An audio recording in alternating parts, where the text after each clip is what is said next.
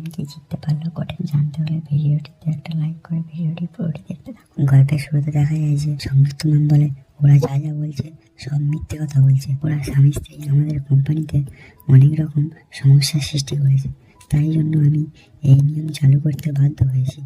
আর আমি যা করেছি তা এই কোম্পানির ভালোর জন্যই করেছি। পারুল তখন বলেন, না মহাশয়, উনি সব মিথ্যে কথা বলছেন।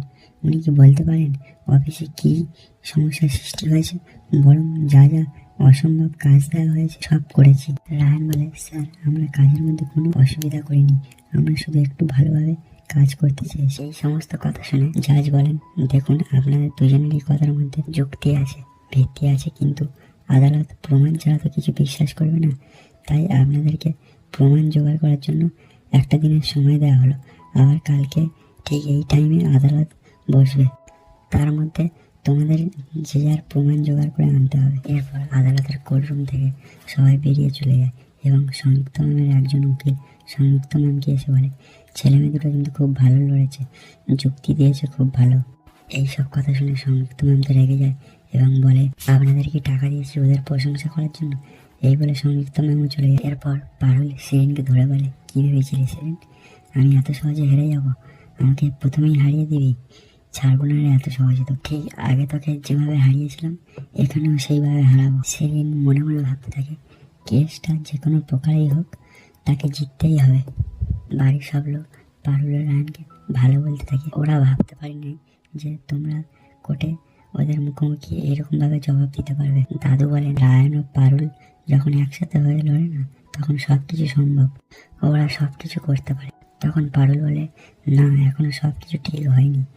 ওরা এখনো একটা ডেট চেয়েছে এবং পরের ডেটে সাক্ষী হাজির করতে বলেছে এবং এখন সাক্ষী কোথায় পাবে সেই নিয়ে চিন্তা করতে থাকে। এরপর সংযুক্ত ম্যাম অফিসের সমস্ত স্টাফকে আর্জেন্ট নিজের কেবিনে ডাকেন এবং বলেন, তোমরা অবশ্যই জানো যে অফিসে কি হচ্ছে। তখন স্টাফদের মধ্যে একজন বলেন, হ্যাঁ ম্যাম, পারুলের বিষয়ে বলছেন তো?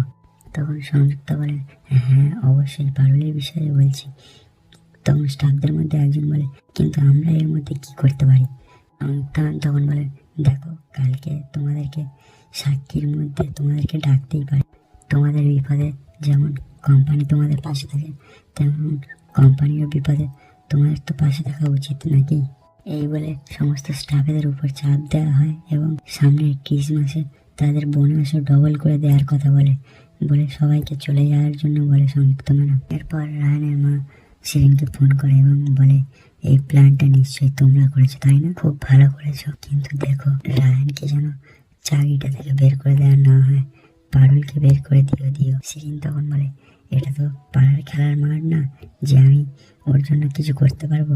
এটা কোর্ট, এখানে যা হবে দেখা যাবে, আমি ওর জন্য কিছু করতে পারবো না। পরের দিন সকালে সংযুক্ত ম্যামের উকিল বলেন, কোম্পানির সিইও মানে সংযুক্ত ম্যাম বলেছেন যে পারুল এবং রায়ান কোম্পানির কাজের পরিবেশ নষ্ট করছে।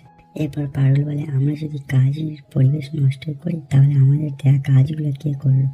বলে পারুল তাদের দেওয়া কাজগুলোর একটা ফাইল নিয়ে জমা দেয় এবং বলে, যে সমস্ত পরিকল্পনা কোম্পানির সিনিয়র কর্মচারীদের দেওয়া উচিত ছিল সেই সমস্ত পরিকল্পনা আমি আর রায়ান মিলে দিয়েছি এবং রায়ানের একটা প্রজেক্ট নিয়ে কোম্পানি উইন্টার স্পেশাল একটা প্রজেক্ট ও লঞ্চ করে। পারুল বলে, তাহলে আমাদের এখানে ঘাটতি কোথায় মহাশয়? সংযুক্ত ম্যাম বলেন, ঘাটতি তো এখানেই, ওরা একসঙ্গে কর্পোরেট অফিসে জব করতে এসেছে, কিন্তু ওরা নিজেদের মতোই কাজ করছে। ওদের টিমে কে কি করলো দেখে না, কার কি অসুবিধা আছে দেখে না, ওরা শুধুমাত্র ওদের নিজেদেরই প্রবলেমগুলো সলভ করে। টিমে কার কি প্রবলেম হলো সেদিকে কোনো নজর নেই। এরপর সংযুক্ত ম্যাম উকিল বলেন, ওনারা দুজন তো বাকি টিম মেম্বারদের সঙ্গে কাজই করেন না, বরং বাকিদের কাছে একটা ইনসিকিউরিটির কারণ হয়ে উঠেছে। এরপর সংযুক্ত ম্যাম বলেন, ইয়েস মাই লর্ড, ওরা একসঙ্গে হাত মিলিয়ে এইসব করার জন্য আমাদের কোম্পানিতে এসেছে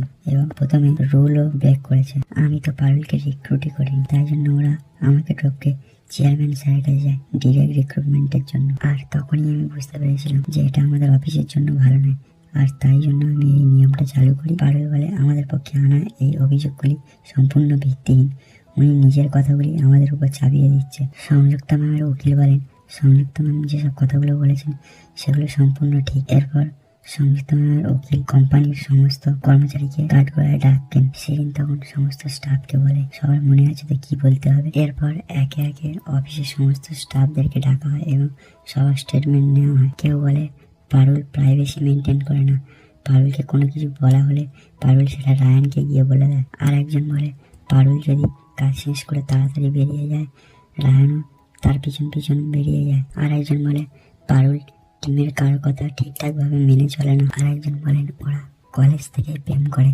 ওরা অনেক দিনের ম্যারিড কাপেল, ওই জন্যই হয়তো অফিসটাকে প্রেম করার জায়গা ভেবে নিয়েছে। এইসব কথা শুনে রায়ান মনে মনে ভাবতে থাকে, হে ভগবান, এরা এইসব কথা কেন বলছে, আমরা তো এইসব কিছু করিনি। পারুল তখন বলেন এগুলো সব মিথ্যে কথা বলা হয়েছে, ওরা যা যা বলছে এগুলো কোনোটাই ঘটেনি, এদেরকে এইসব কথা শেখানো হয়েছে, এরা সব সিও ম্যাডামের চাপে পড়ে এইসব কথা বলছে। এরপর সংযুক্ত ম্যামের উকিল বলেন ওনাদের জন্য একটা গোটা অফিস সাফার করছে এবং সেটা নিয়ে কমপ্লেন ছিল বলে পিওর লাইভ ইন্ডাস্ট্রি নতুন নিয়ম চালু করার জরুরি মনে করে। এরপর জাজ বলেন আপনাদের অফিস স্টাফই আপনাদের বিরুদ্ধে অভিযোগ করছে, এরপর আপনাদের কি কিছু বলার থাকতে পারে, আপনারা কি কিছু বলতে চান, আপনারা কি কোনো প্রমাণ পেশ করতে পারবেন? পারুল বলে পারবো স্যার, তবে এর জন্য আমাদের একটু সময় চাই। জাজ বলে ঠিক আছে, আপনাদের প্রমাণ জোগাড় করার জন্য আরো একটা হিয়ারিং এর ডেট দেওয়া হলো। এরপর সবাই চিন্তায় পড়ে যায় যে পারুল কি করবে, কে সাক্ষী দেবে পারুলের হয়ে। ঠিক সেই সময় রাহানের মনে পড়ে আইটির মিনময়দার কথা,